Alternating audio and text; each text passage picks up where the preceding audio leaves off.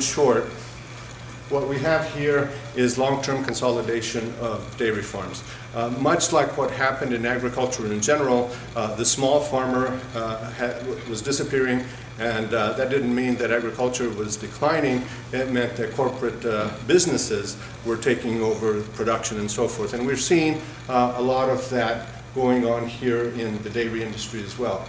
It means that the farms are moving from using family labor to using hired labor, and the larger that they get, the more employees they have to hire. And since this is not, the most desirable work, at least that of a milker, if you will, or a lechero as we call them, there's not a whole long line of people wanting to go to work to be milkers on dairy farms, except for a particular segment of the workforce, and that tends to be immigrant workers from south of the border. And so the demographic shift that is taking place is that we're finding more and more Latino workers on our dairy farms. It also means that there is a set of cultural issues that have to be addressed. So as the infrastructure and the technology changes on the farms, the labor force characteristics are also changing. As the farms become more and more driven by corporate interests and measures and so forth, you recognize also that there's a shift in the culture from smaller producers who really were vested in producing quality milk. I mean, that was who they were, right? Their ownership, their life investment as producers and so forth, they were invested personally in terms of the quality of milk that they were producing. What has changed is that as corporations take these farms over and consolidate them, the shift occurs from being invested in quality of milk to the bottom line, right, as corporations generally tend to do. It also raises the issue of human resources. As the demographic shift continues to occur,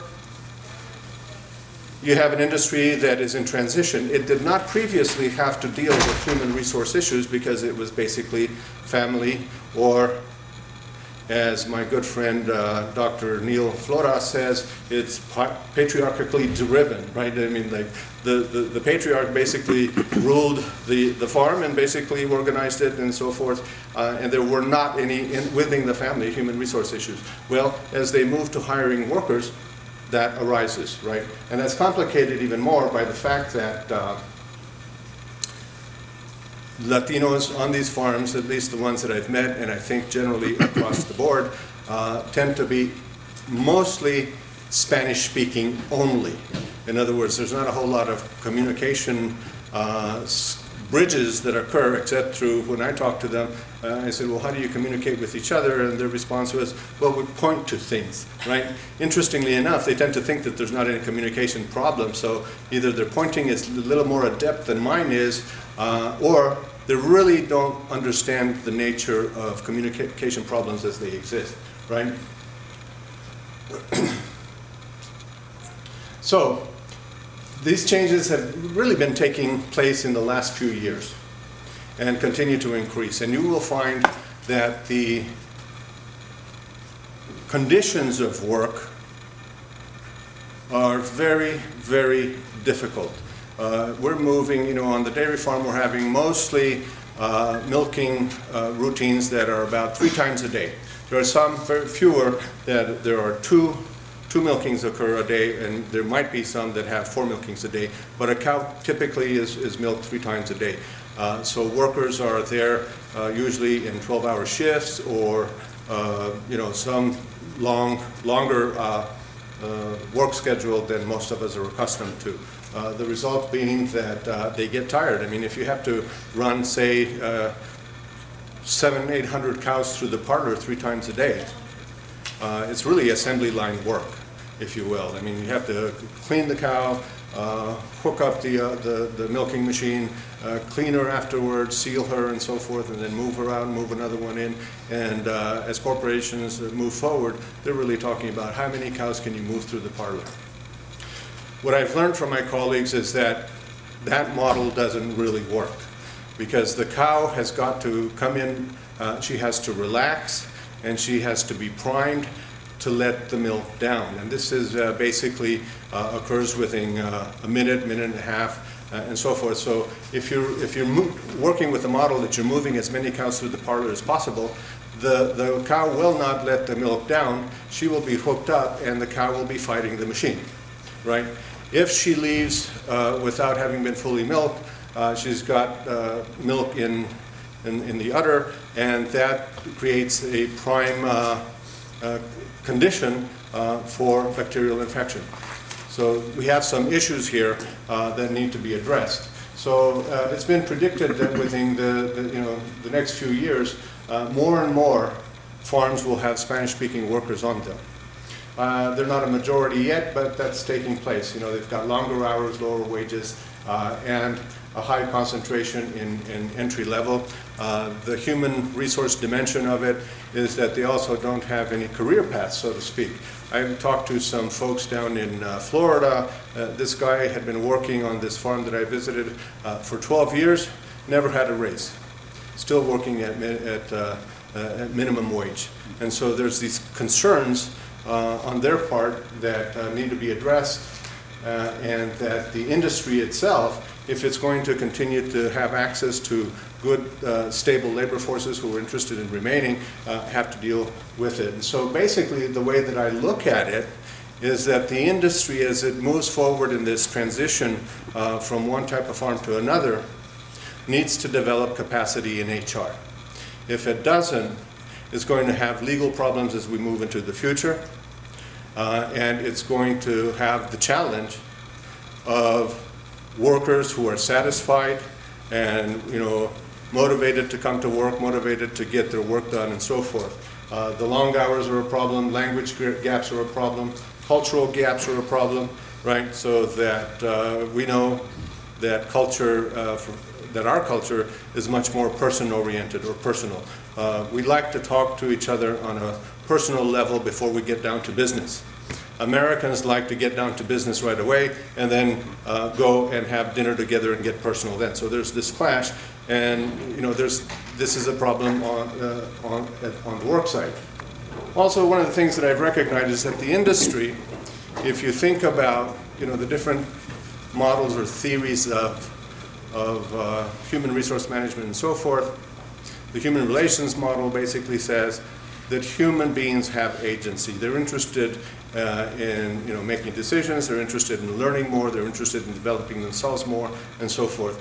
If you think about scientific management, which was a model at the turn of the 20th century, this was a model by Frederick Taylor, who basically separated thinking from doing.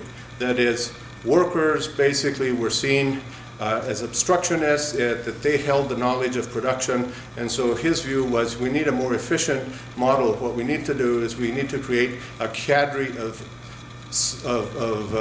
management engineers who would run the workplace and basically engaged in a transformation of the workplace where the knowledge of the workers was transferred over to these management engineers, leaving workers with very little understanding of what was going on. The production process was broken up into several steps and so forth, and you increased what Karl Marx would have called the alienated worker, the assembly line worker, and so forth. The result being that workers are less motivated to go to work. They remain basically interested in wanting to learn, but you know, no opportunities to learn, and that leads to, in some cases, sabotage on work, or even an unwillingness to pay close attention to what's happening. They're also on the farm the first line of defense, so to speak, in terms of identifying mastitis, in that they have the closest look at the cow and are able to identify the symptoms. But you know, if they haven't been treated very well, they're likely to say, well, you know, one of the phrases that was used by the workers in one of the focus groups that I conducted was, pues, you know, no nos tratan bien, pues me vale. You know, basically says, I don't really care.